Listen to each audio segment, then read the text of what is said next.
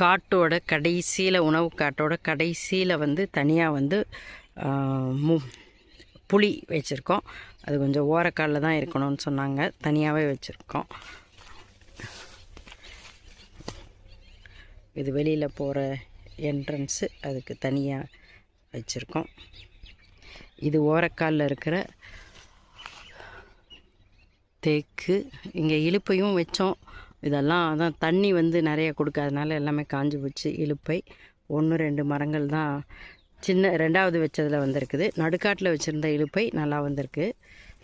இது ஒரு இலுப்பை, இது 2வது வச்சது, இது வந்திருக்கு. இந்த பக்கம் ஒரு 2-3 புளிய மரம், அதே லாஸ்ட்டில் தான் இதெல்லாம் இருக்கிறது. இது வேலி, கிழுவமுள் வேலி.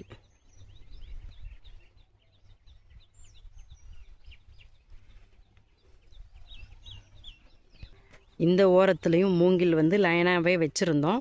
இதுக்கு அந்த பக்கம் வந்து ஓடை வருது.